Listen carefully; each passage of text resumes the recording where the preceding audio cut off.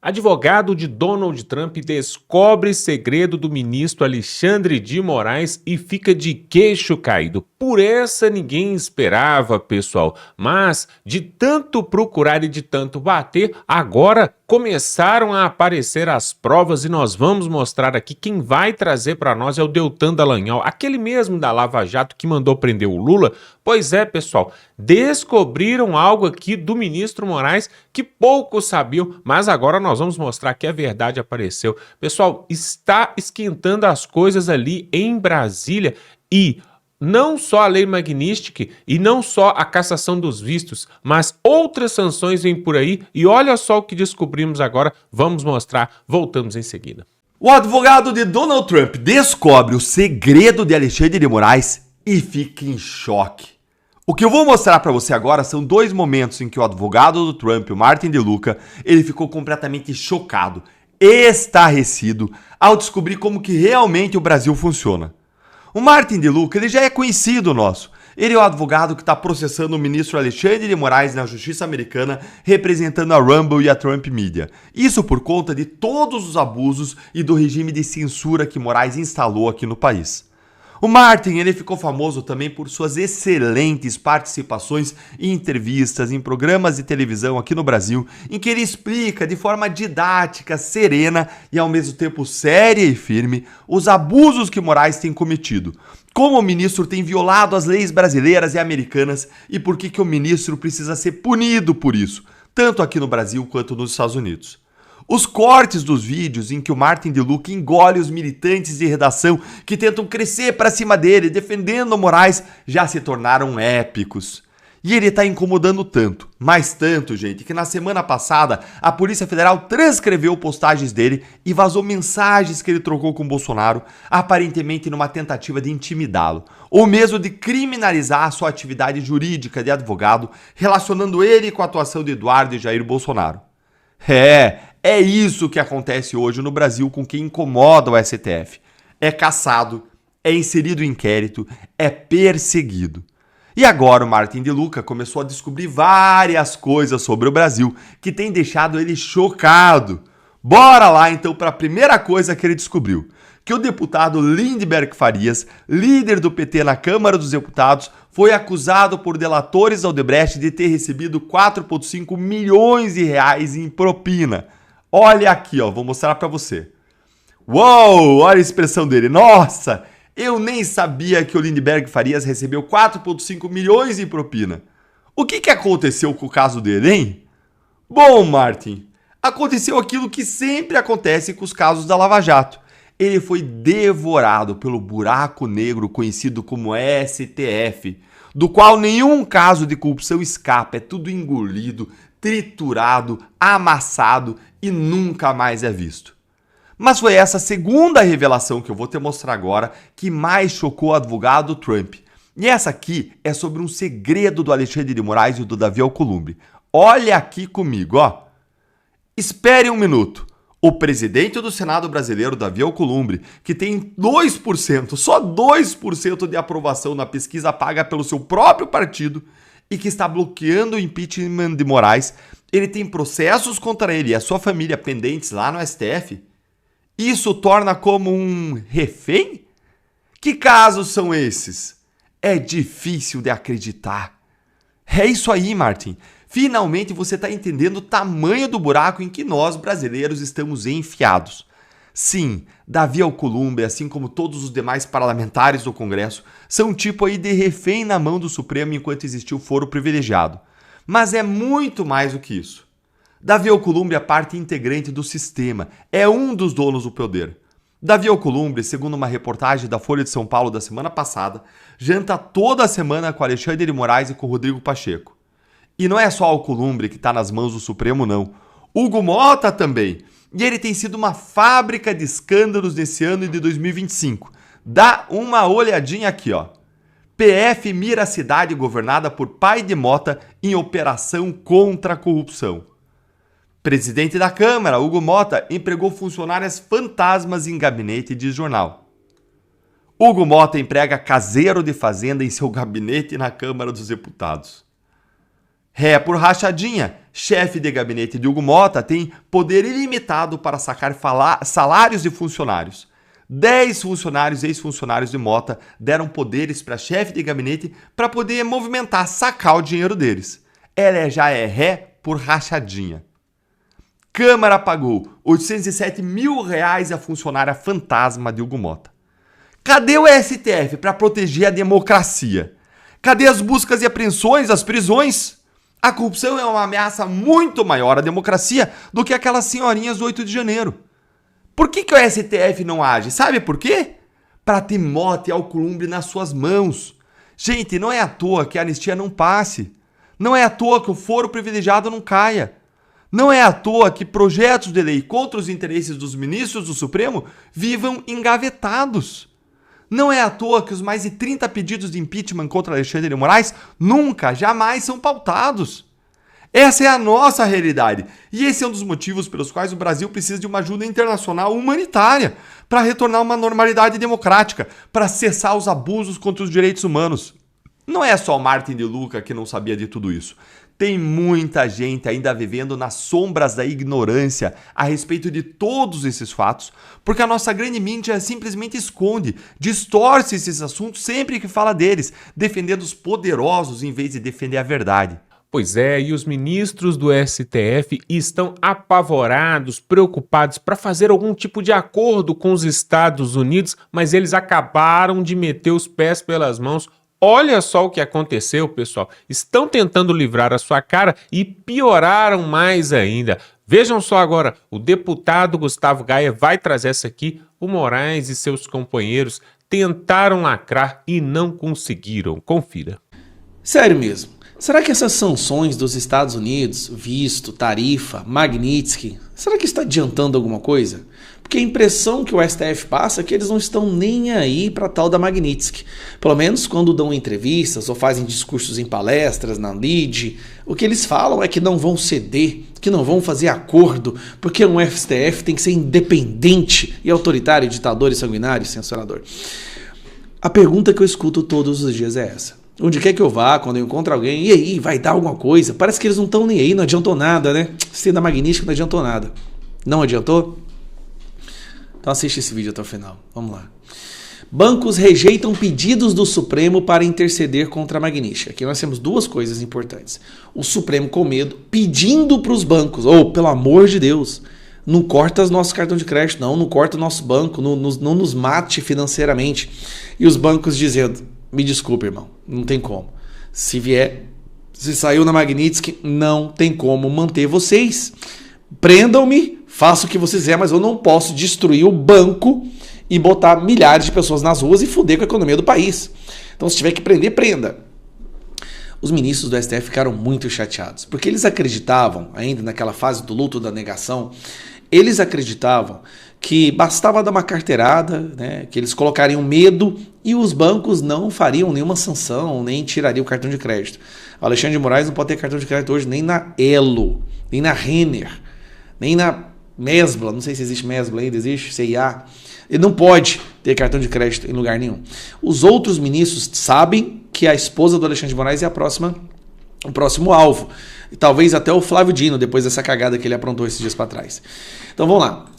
O governo e STF avaliam que o julgamento de Bolsonaro pode levar a novas sanções. Então vamos pelo raciocínio lógico. Primeiro, eles foram aos bancos, não só o Alexandre de Moraes, tá? Outros ministros. Foram aos bancos e falaram, pelo amor de Deus, cara, não deixa esses trem chegar na gente, não. Os bancos falaram, não tem como. Depois, eles perceberam que se condenarem o Bolsonaro, vai ter novas sanções. Só que agora, vão ser piores, não vai ser essa leve que o Alexandre de Moraes levou, vão ser piores e vão ser para várias pessoas. Primeira turma, vai pro pau, todo mundo ali. Vai Flávio Dino, vai Barroso, vai Dias Toffoli.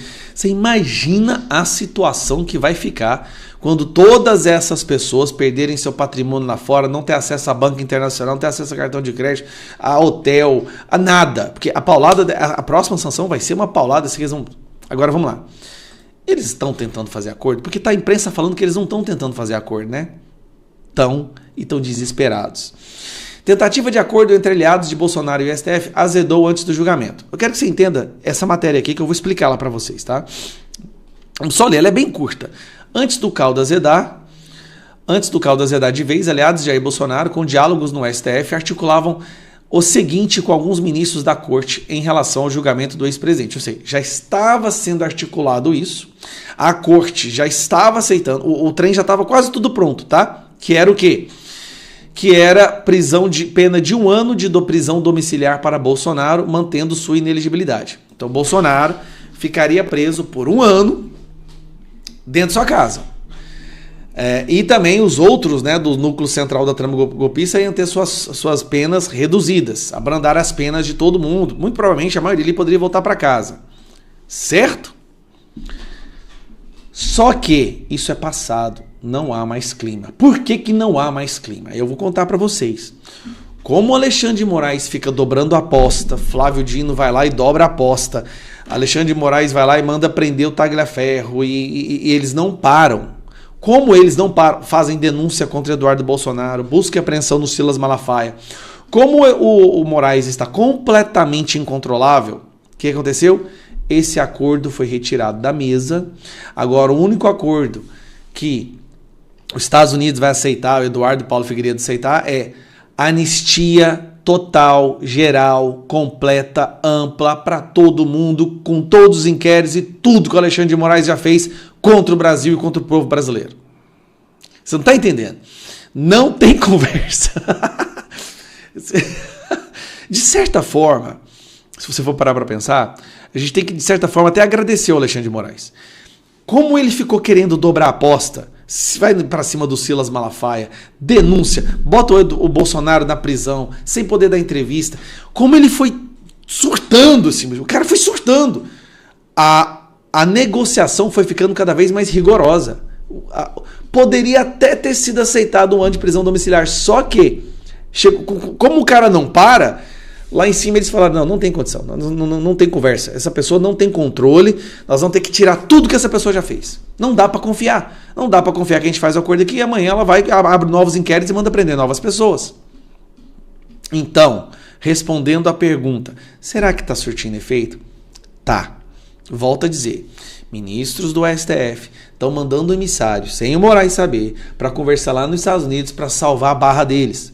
Para diminuir, falar, olha, cara, não tem nada a ver com esse cara. O cara chegam a falar assim, o cara tá incontrolável, a gente não sabe o que a gente faz, não tem que pular fora. É simples. Conversa com o Alcolumbre. Vamos ter que fazer o impeachment desse cara. Para salvar todo mundo. A salvação dos senhores ministros do STF é o impeachment do Alexandre de Moraes. Começa o impeachment dele, eu te garanto que as coisas vão acalmar, tarifa diminui, não vai ter, vistos vão ser devolvidos. Entendeu? Só a Magnífica contra ele que não vai salvar. Mas ninguém mais recebe Magnífica. É só impeachment o cara. Tá na cara, qualquer pessoa com mínima capacidade de leitura entende isso.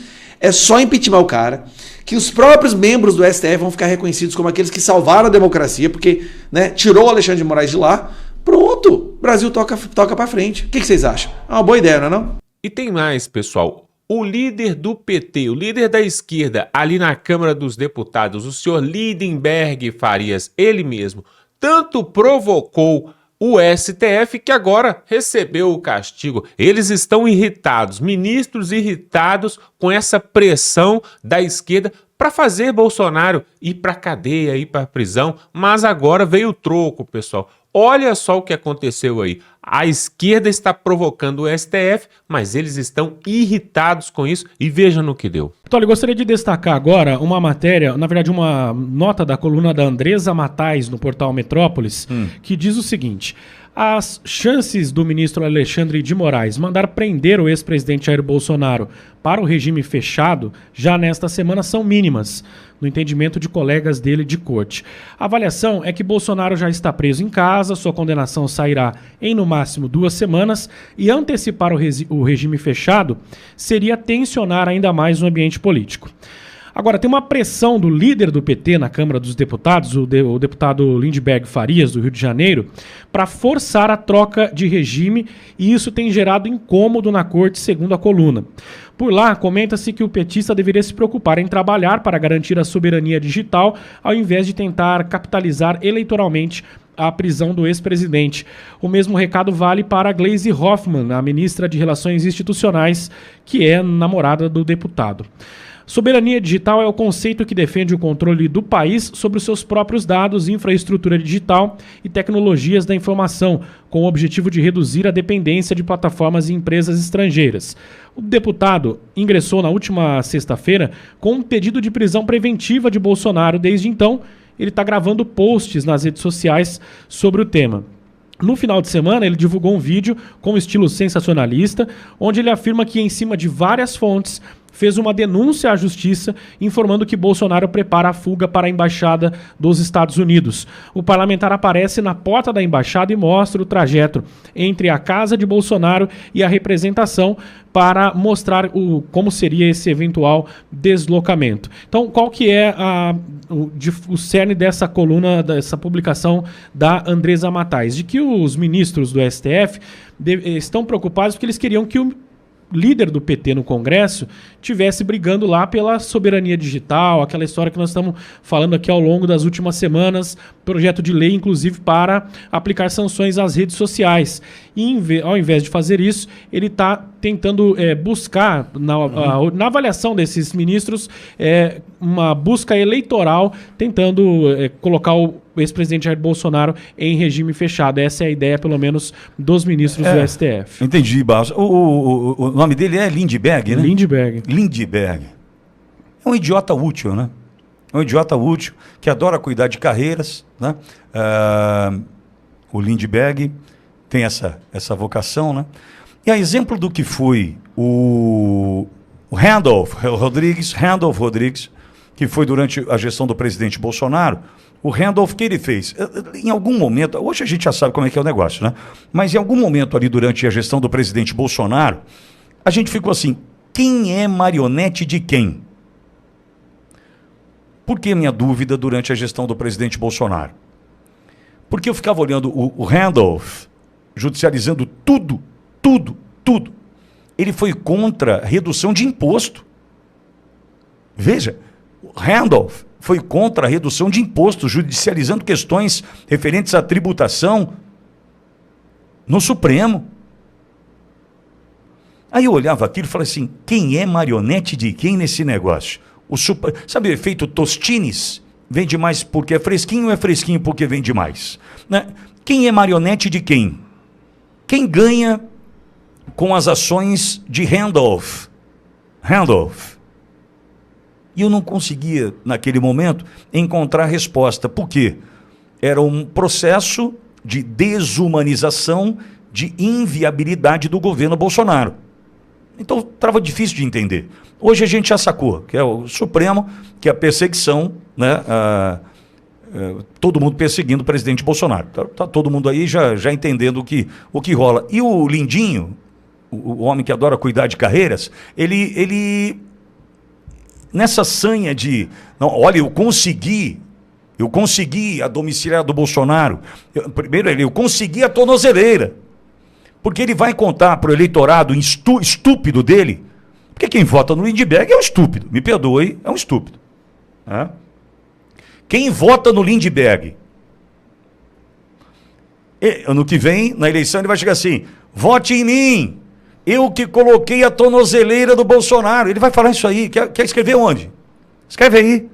Alô, pessoal do Rio, vocês vão ver na campanha do ano que vem para deputado do Lindinho, né?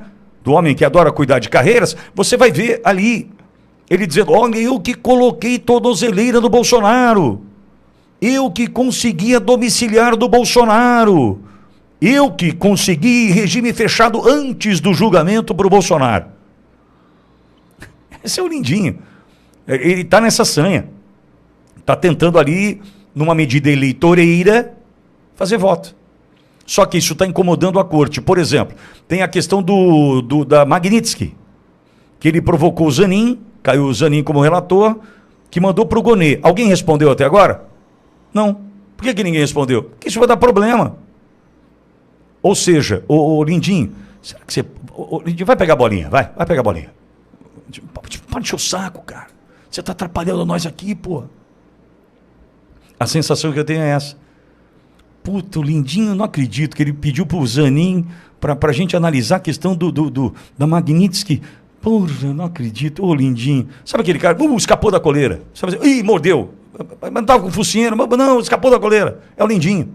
É o Lindinho. Então, veja, ele está colocando a corte numa situação que não é legal. Não é legal. Agora, tem um ponto dessa notícia de Wellington Barros, né, do portal Metrópolis, lida por Wellington Barros aqui, que me chama atenção. A condenação, a prisão já está certa para o regime fechado daqui 2 semanas? É isso mesmo? Então, aquela cela Bolsonaro procede. Tem até cama. Ó, tem até cama. Cama, mesa para estudos. Tem banheiro. Tem televisão. Olha que legal. Poxa, que bom. Né?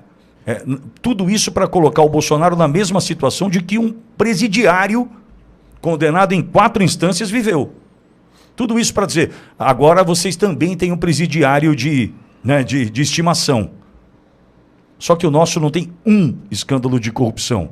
O nosso sofre perseguição.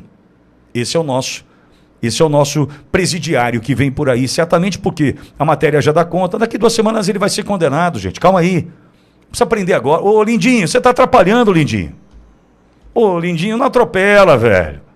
Você tá atrapalhando nós. Sabe aquela história? Lindinho, calma, filho, calma. Vai cuidar das suas carreiras, né? Que você gosta, né? Vai contar gnomo, duende, vai fazer qualquer outra coisa aí, mas você está atrapalhando. Agora, é assustador, né? Assustador. Um Brasil que tem um Lindbergh judicializando um país, perseguindo um homem. E a gente dando espaço para uma notícia que trata do Lindinho. Lindinho. É o fim do planeta, né? Pois é, pessoal, o que nós estamos vendo é uma escalada de sanções e de privações que os Estados Unidos estão fazendo, mas é só o começo. Agora, estamos vendo aqui também que os ministros do Supremo, eles estão tentando fazer acordo. Nós vimos o jornalista Paulo Figueiredo mostrou aqui, inclusive a Folha de São Paulo também divulgou prints da conversa entre Eduardo Bolsonaro e Jair Bolsonaro, onde o Bolsonaro foi consultado, isso parece que foi antes dele cumprir ali a prisão domiciliar, ele só estava com a tornozeleira. E aí ele foi procurado por pessoas à volta ali de ministros do Supremo, principalmente do Gilmar Mendes, para fazer um tipo de acordo com o Bolsonaro. E qual seria esse acordo? Um acordão. Seria que a anistia seria pautada na Câmara e aí seria aqueles presos políticos que estão ali em Brasília e até em outros estados seriam liberados para cumprir algum outro tipo de pena, uma prisão domiciliar também, ou de repente ficar em regime semiaberto, ou de repente cumprir aquela prisão onde você não pode sair à noite, mas de dia você pode passear por ali. E em troca disso, o Donald Trump pararia as suas sanções, né, pararia a pressão sobre o judiciário. E aí, pessoal, isso era um golpe contra a direita. Por quê? Porque não falou nada sobre o Jair Bolsonaro. Então seria uma anistia em partes, somente para os presos políticos ali, mas o Bolsonaro não entraria nessa aí. Ou seja, depois dessa situação resolvida, lá para setembro, final de setembro, outubro, eles julgam Bolsonaro e dão ele 42 anos de prisão. Aí não, né, pessoal? Aí é um grande golpe. E aí a direita não aceitou. E o Eduardo Bolsonaro, inclusive nessas conversas que foram vazadas, o Eduardo Bolsonaro partiu para cima ali e falou até forte ali com o Bolsonaro, falando que isso era um absurdo, que não pode aceitar esse tipo de coisa, porque o que nós queremos, na verdade, é salvar o Brasil por completo, é extirpar a esquerda, é tirar esse ativismo judiciário, é tirar o ditador da toga e dar anistia para todos os presos políticos, inclusive para Daniel Silveira, que está preso, inclusive para o Alan dos Santos, que está lá nos Estados Unidos, para o Oswaldo Eustáquio, que está na Espanha, para Carla Zambelli, que está na Itália, e para outros que estão na Argentina, no Uruguai, estão fugidos. É amplo e restrito. E aí, pessoal, eles estão desesperados. Por quê? A Lei Magnitsky, ela está sendo ampliada. E agora os bancos no Brasil estão fechando as portas, estão realmente fechando o cerco contra essa ditadura que tem acontecido no Brasil. Isso não é bom para ninguém, não é bom para a economia, não é bom para o governo, não é bom para o povo brasileiro, mas eles não aceitam esse tipo de coisa. Vamos ver onde é que isso vai dar, né? O Trump daqui a pouco lança outra sanção aí, e aí mais forte. Deveria também, né, bater na porta ali do Davi Alcolumbre, do Hugo Mota, porque aí, quem sabe eles não colocam para votar ali os processos de impeachment e esse projeto de anistia, não é mesmo? Coloca aqui nos comentários o que você acha disso. Quem que deve ser o próximo sancionado ali em Brasília? Quem tá precisando ter o visto cancelado e ter os cartões de crédito e as contas bancárias canceladas para ver se acorda, né, e faz a vontade do povo brasileiro e cumpre a Constituição. Só isso que nós queremos. Quem que você acha? Coloque aqui nos comentários. Se inscreva nesse canal, pessoal, porque aqui você vai ficar muito bem informado. Vamos ficando por aqui e até a próxima.